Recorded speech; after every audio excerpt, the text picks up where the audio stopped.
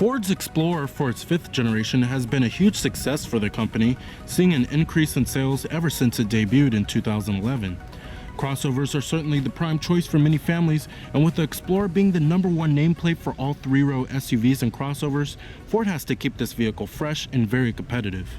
With the Explorer receiving a pretty big overhaul last year, Ford has implemented a few changes for 2017, which includes their new Sync 3 infotainment system and the addition of the XLT Sports Appearance package. So let's go ahead and take a closer look and check out this 2017 Ford Explorer XLT.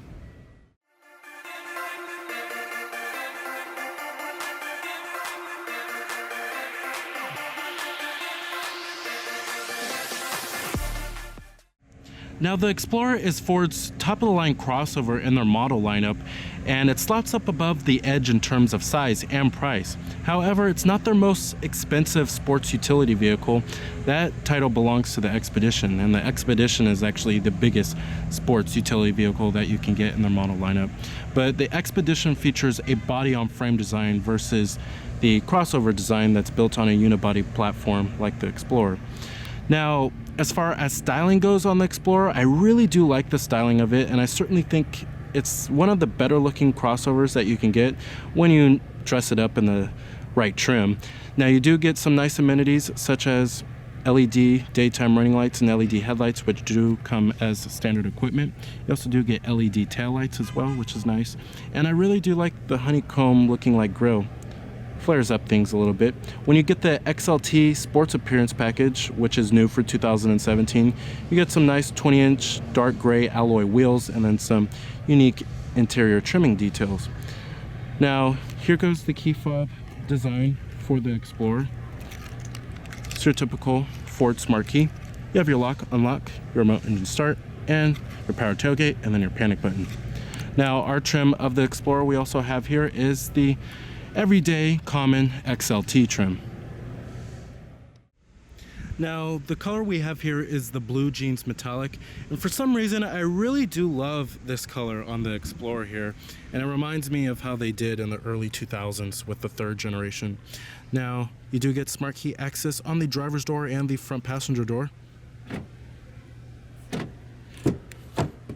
and you do have a keyless entry pad, which Ford has been doing for years now. You also do have a full-on black leather interior. Now, you can get the XLT trim pretty nicely equipped, and it can get fairly luxurious inside.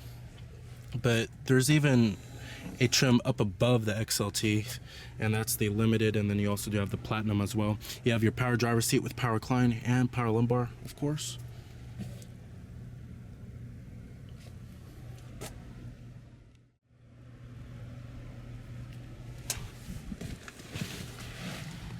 Alright, now the Explorer's step-in height is not too high or too low. It's actually just right. And when you step on the inside of the vehicle, the cabin design is fairly stylish in our XLT here. However, this cabin is certainly starting to show its age.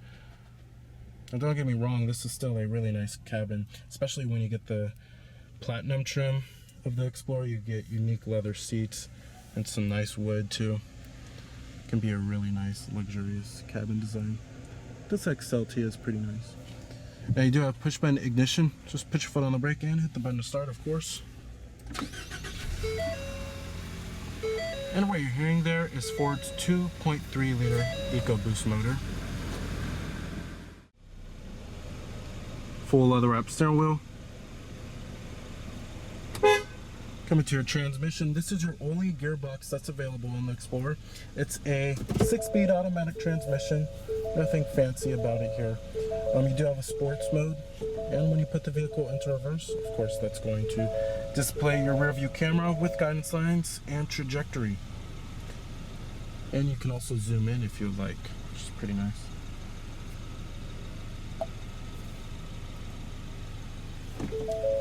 I'm gonna go ahead and turn on the headlights and the hazards.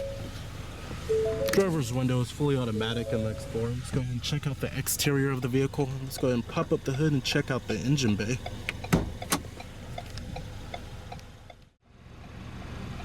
Heated exterior mirrors with LED turn signal indicators, and you also do have blind spot detection. Love the blacked out mirror caps. Now, if you didn't know, the Ford Explorer is also based off of the Ford Taurus. They're very mechanically related to each other. Alloy wheels, 18 inchers.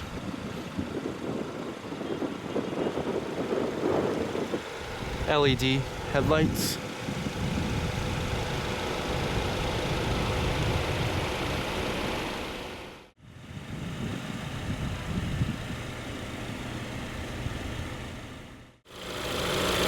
Now the Explorer features 3 powertrains, one of them being this 2.3 liter turbocharged inline 4-cylinder that produces 280 horsepower at 5,600 RPM and 310 pound-feet of torque at 3,000 RPM, with EPA estimates being a pretty good 19 in the city and 26 on the highway. Now, if you're looking for extra power and extra towing capability, then go for the 3.5 liter turbocharged V6 engine. And there's also a regular 3.5 liter V6 that should suit everyone just fine. But if you're looking for better fuel economy, then go with this turbocharged 4-cylinder, and you get better power too. Now the Explorer competes in a very hot segment right now, also known as the mid-size to full-size crossover class. This includes the likes of the Toyota Highlander, Honda Pilot, Kia Sorento, GMC Acadia, Buick Enclave, and this Chevrolet Traverse, as well as the Dodge Durango. Many competitors in this class. And then trims start at the base trim, then you have the XLT, as well as the Limited, and then the top-of-the-line Platinum.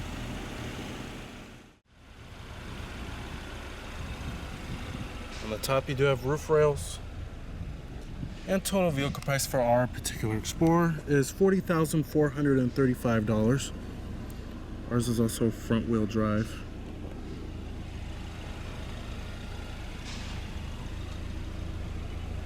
Coming to the rear of the vehicle, you have LED tail lamps, rear window wiper with a rear window defroster, and an LED third brake light, as well as a shark fin antenna. And you also do have dual exhaust tips, which is nice.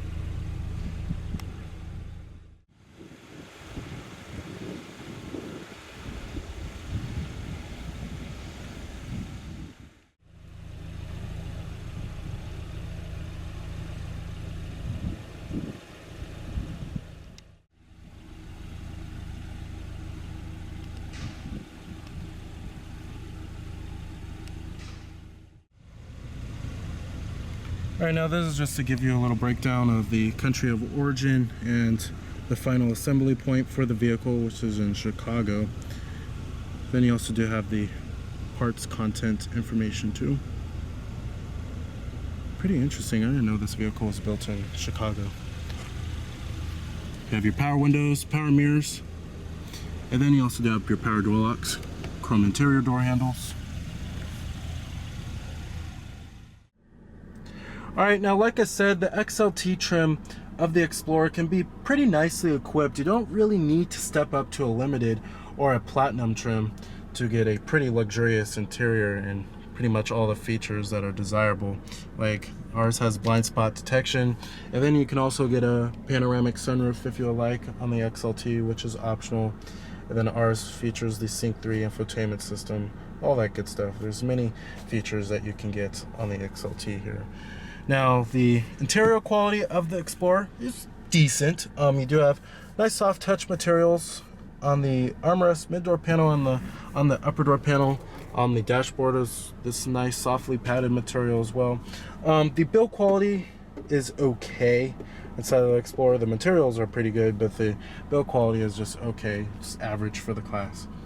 But overall, it's not a bad interior in terms of quality. Now coming to the steering wheel design of the Explorer, it's a pretty nice looking steering wheel, and the steering wheel rim is not too thick. It's actually kind of thin compared to some other vehicles nowadays.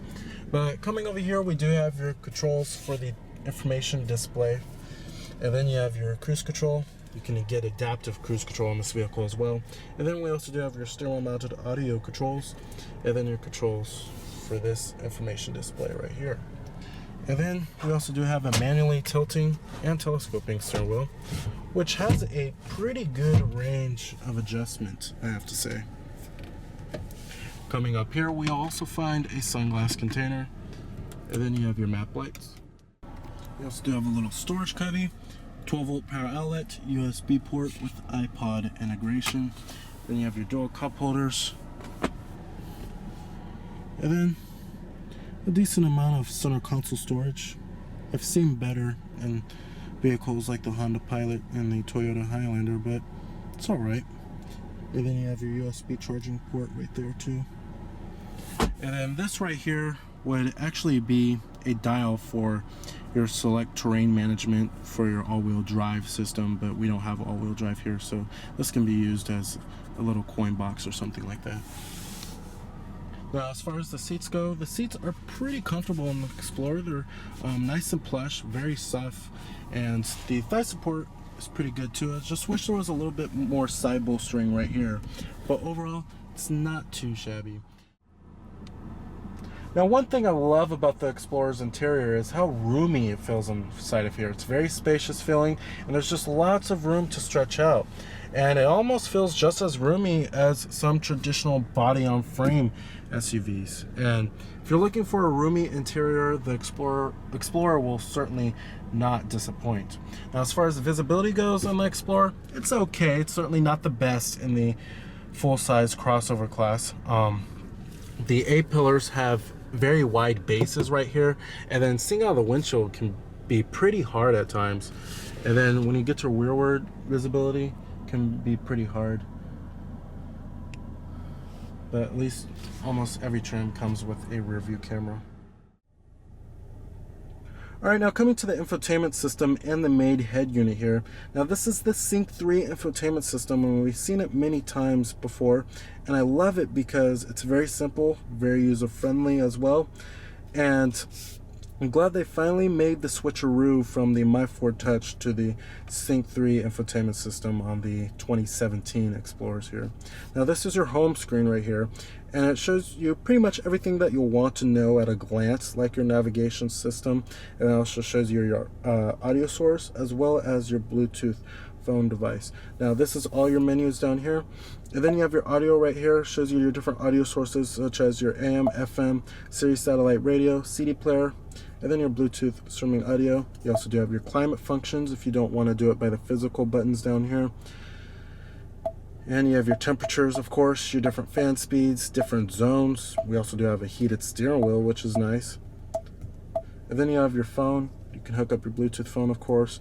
Up here, we also do have a digital clock, exterior temperature readout. Then you have your navigation system. The nav is very clear and easy to read. And it also shows your points of interest, live traffic, all that good stuff. You can enter in your destination by voice or manually putting it in on the screen here. And then you have your apps. We also do have Apple CarPlay and Android Auto on this vehicle. You have your Connect mobile apps, Sirius Travel Link, and over here we have your settings, like your mobile apps, sound, Bluetooth. Then you have your display, voice control, valet mode, your Android Auto preferences, and your vehicle. And then you also do have a Wi-Fi hotspot, 911, roadside assistance, all that good stuff. Overall, love the Sync 3 infotainment system. As you can see here, the responsiveness is just superb, and it's lightning quick, and it's very user friendly. Coming to the climate controls here, we do have physical buttons here, and it's much better than the touch sensitive buttons that they had on past Explorers. But you do have your temperatures, and then your fan speeds. It's pretty easy to operate. I just wish the buttons were just a little bit bigger. Then you have your different zones, and we do have your 3-staged heated seats for the driver and the front passenger. And then you have your on and off button for your AC. Coming to the gauges in the instrument cluster here, this shows you your vehicle information. It shows you your tire pressure monitoring, and your RPM gauge, your distance till empty, and then your digital speedometer, all that good stuff. Then you have your trip information, fuel economy, your driver assistance, and different settings that you can change here. And this is pretty much the same setup that you will find in all Fords with the gauges and the instrument cluster. And then you also do have your different audio source that you can change right here. And then you have your navigation, which shows you your turn-by-turn direction and your direction of travel. Then you also do have your phone. You can hook up your Bluetooth phone. Then you have your digital clock down there. It's kind of like a mini Sync 3 head unit right on here.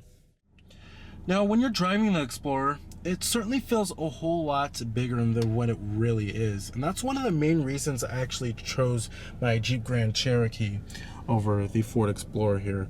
It just feels very big behind the wheel, and it kind of feels like you're sitting in a pit or a tub or something like that. I'm just not a huge fan of the way this vehicle drives.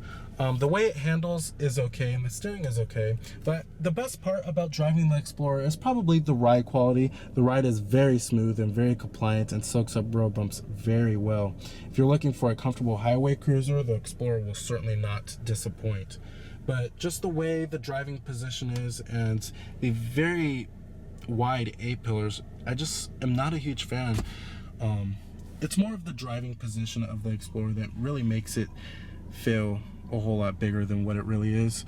And the 2.3 liter turbocharged 4-cylinder certainly provides enough power for this vehicle. But like I said earlier in the video, if you want the extra power and the extra towing capability, go with that 3.5 liter turbocharged V6. You'll be a lot more satisfied. But if fuel economy is a main priority, then this Ecoboost might suit you a little bit better. All right, and I'm gonna go ahead and shut down the vehicle. Let's go ahead and check out the rest of the Explorer. Power tailgate.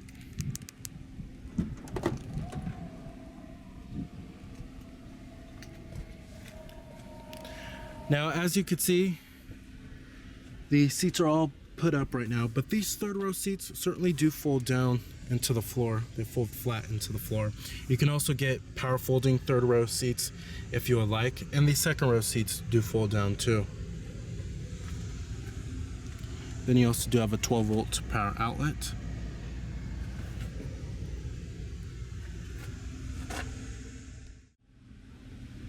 So right here, I just wanted to show you guys what the cargo area actually looks like when you fold down the third row seats here. You get a decent amount of cargo space, but now I'm going to show you what it looks like with the second row seats put down and the third row seats put together. Alright, so this is what the Explorer looks like when you fold down all the seats. Now, as you can see, there's an okay amount of space, but when you compare it to some other crossovers in the class, the Explorer is a little on the small side, especially with the current generation GMC Acadia, as well as the current generation Chevrolet Traverse and Buick Enclave. Those vehicles have a lot more cargo space than the Explorer. Build quality and materials do follow through in the rear of the Explorer, which is nice. And the second row seats do recline. Now, our Explorer features full bench seating, but you can get captain's chairs as an option, which makes access into the third row a whole lot easier. Now, sitting back here, there's plenty of room. I have a decent amount of leg room, decent amount of headroom. You also do have rear air vents back here. These look like the same exact air vents off of my mom's 03 Expedition, just in a different color. You also do have dual map pockets and rear climate controls, and the headrests do adjust back here. But what I'm pretty surprised about is that there is no rear center armrest. You actually have to step up to a higher end trim level to get a rear center armrest, which is actually quite surprising. Okay, so if you're going to get the Explorer and you use your third row a lot, certainly get the captain's chairs, which makes third row access a whole lot easier. It makes it so you have minivan-like access in the third row. But there's an okay amount of space back here. I'm a little cramped, but it's not too bad. I was actually expecting it to be a whole lot worse.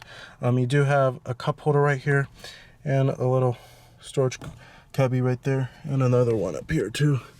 Then you have more air vents back here, and then a map light as well. But if you're looking for the best third row seating, then go for the Chevrolet Traverse, Buick Enclave, and the GMC Acadia. Go for the GM trio of full-size crossovers. However, the GMC Acadia is being redesigned for 2017, and I don't expect it to have the third row legroom like that of the current generation. All right.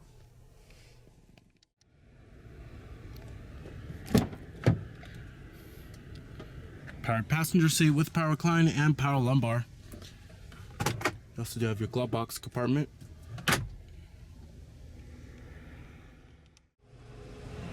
So the 2017 Ford Explorer is a decent choice for a full-size crossover for 2017 with its good flexibility, its excellent powertrain options, as well as its very spacious interior. So remember that this is Cameron Birch from Cameron's Car Reviews.